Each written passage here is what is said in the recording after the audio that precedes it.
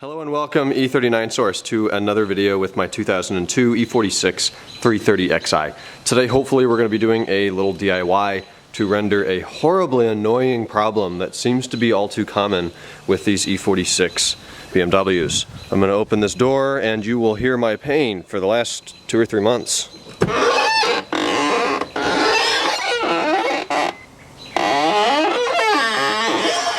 No good. No good. So I did myself a little bit of research and I think the culprit is actually the door stop, little thing that adjusts, it opens to like one position and stops 2 positions and then keeps it from opening indefinitely and flexing that sheet metal there on the chassis. And this would be the door stop here. It's relatively inexpensive. Part number, at least for an 02 sedan, is 51218160959. The install shouldn't be too bad. Try to make that as... Oh man, that's annoying. And pointing out the obvious, yes, it's a winter beater car, it's got rust, I know, maybe someday we'll deal with that. I have taken a couple steps to try to fix this problem on my own. I have not been very successful in keeping things clean at all. It looks like I have spilled ice cream all over the place. That is the hinge mechanism right there, and I'm out in bright sunlight, so I'm trying to do the best I can filming here. But that would be the hinge mechanism right here. And ever since I've had this car, it's had all this red grease on it, so I guess it's been a problem in the past. I tried WD-40, and as people pointed out, that's purely a solvent. It's not a lubricant. It's not going to do anything to quiet it up. In fact, it made it a lot worse. Then I went and tried some liquid wrench white silicone grease. That had the exact same effect. It made it a lot worse and made a huge mess out of it. So today, the plan is going to be to replace that entire hinge, and it's going to be a little involved. We are going to have to pull off this driver's door panel. So there's our first thing. I've done that before. It's not a big deal. We do need to pull up some of the vapor barrier, which is just kind of a pain because then we have to go and reseal it with some waterproof caulking.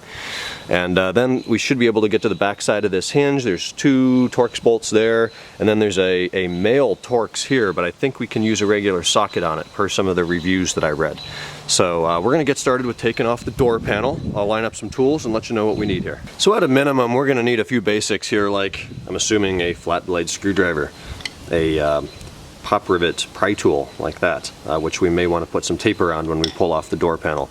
A 3/8 ratchet, couple extensions. I have a 3 and a 6 inch in 3/8 drive, and then a basic Torx set. I think we only need like a T20 or a T25, but I just brought the whole rack out. So starting to remove the door panel here. It's been a little while since I've done this. If I remember correctly, we're going to come down here and there's these 2 little shields that I can't even see my screen right now, that hide, I believe, maybe T20, T25s. So they're a little tighter than I remembered. Let's get a flat blade in there and pop out those covers. So the method I was trying before is actually unsuccessful with something like this. This is too wide right here to fit down in the channel to get at that T20. So I ended up getting a T20 screwdriver bit, put that in a screwdriver and it fits in there fine. So we're going to have a T20, a T20. Up here at the top, we're going to pry off our wood trim or whatever kind of trim you've got. Simply get under it here with some fingers or a pry tool, maybe with some tape around it to avoid harming the door panel, and pop that off, starting at this side. We're going to find another T20 and another T20, so that makes 4 so far. I'm going to clean up this whole door panel when I'm done, so I'm not worried about grease marks here and there. But take another screwdriver or otherwise non-marring pry tool with tape on it or something and pop out your control switch for the power mirrors. Back there lives yet another, you guessed it, T20. At this time we can also unplug our switch and put that in a dry safe location. With the switch gone, you can just poke that blue wire back through the hole since it's going to go on the other side of the door panel. And then we can take our pry tool, something like that, start over here maybe, and once you get a few of them popped out, you'll be able to get your fingers under there and just start working the panel away from the door like that. It gets quite floppy. So a couple things to remember when we're pulling this off the car. We've got a speaker here and a speaker there. There's going to be a power supply to each one of those, so don't go yanking this thing off and destroy those wires. Car also might have airbags. I don't think anything's connected to the door. That's just a cover, so we don't have to worry about that, but be careful. It would not be a bad idea to disconnect your battery since we're working near technically explosives here. So now that that's done, the door panel's pretty loose. We're going to pull it away and pull it up, if memory serves. It might need 2 hands. And it's going to unseat itself from the clip there that runs along the window. And then, just as I told you guys not to do, you drop it and let it hang on wires. So the things we're looking at right now are the door handle clip. It's this white thing back here. I really wish I had another guy to help me film. This thing isn't too hard to remove at all. We're actually going to get back beside it like that, and it just pops right off. People have trouble with that. And then I am going to put the camera down here while I work with the 2 wiring supplies for the speakers. Okay, here we are. We've got all that taken apart. That's our door handle clip. And then our speaker wires, there's the blue one was for the power mirrors.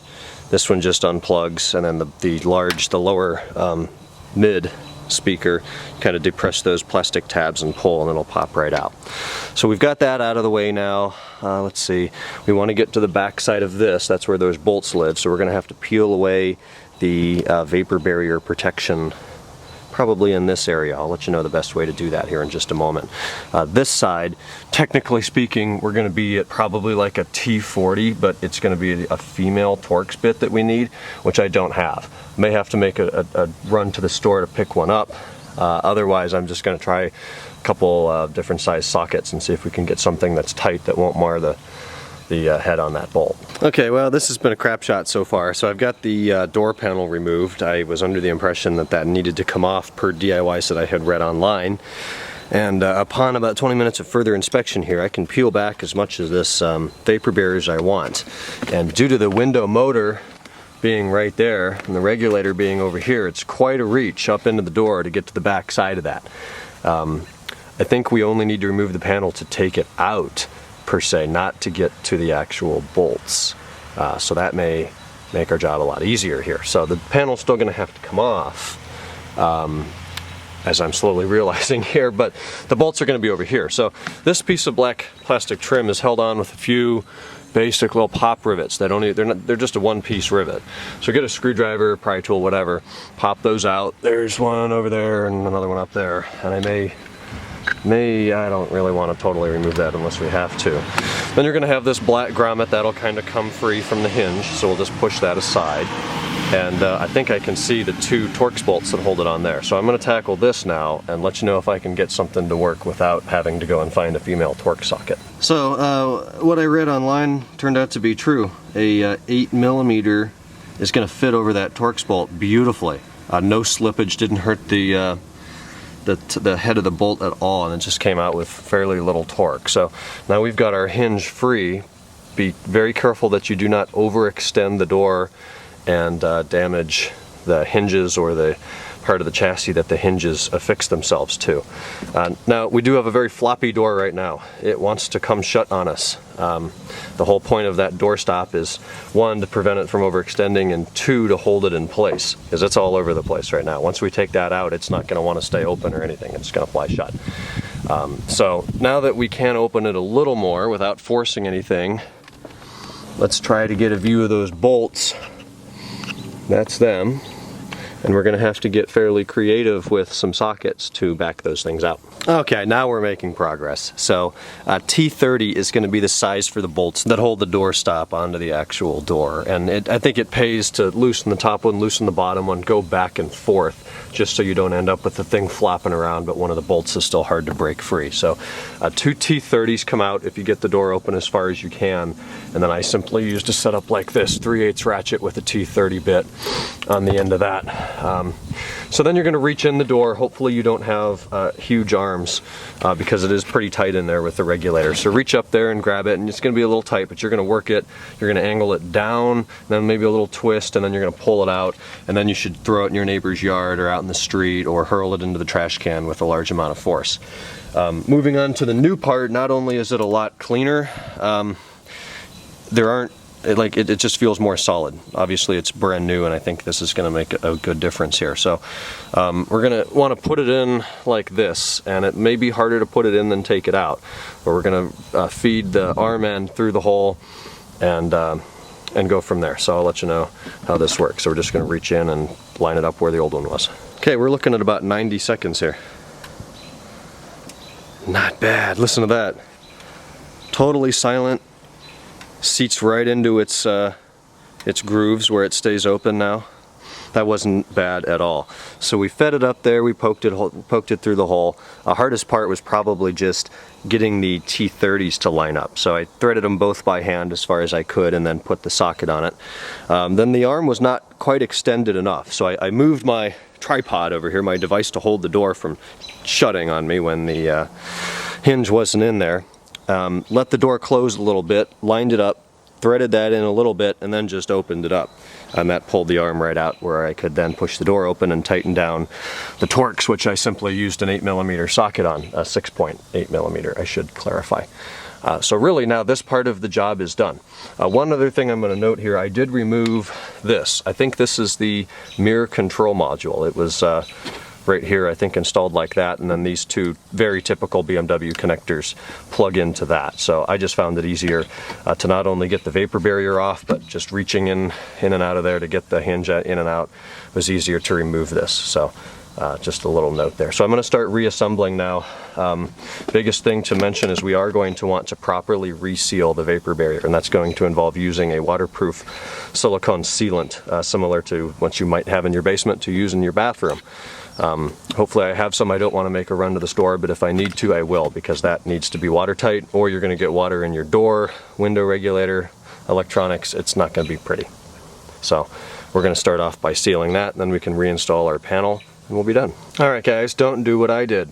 When you install this arm, make sure that your little rubber gasket, grommet, whatever this insulation is here, makes it over that arm again. I had to pull my bolt back off, slide it on there. It took me like 30 seconds, but do it right the first time and install that, and you'll see how it works. It's got two little grooves on the back that just seat around those two T30 bolts. Put this black plastic trim in place, replace the pop rivet at the bottom, the pop rivet at the top. That's good to go. Now we can reseal the door, vapor barrier, and install the panel again.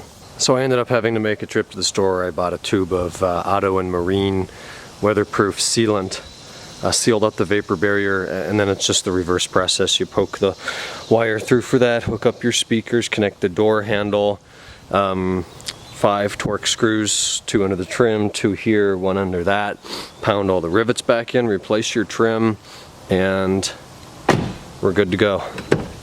Totally silent. Feels new.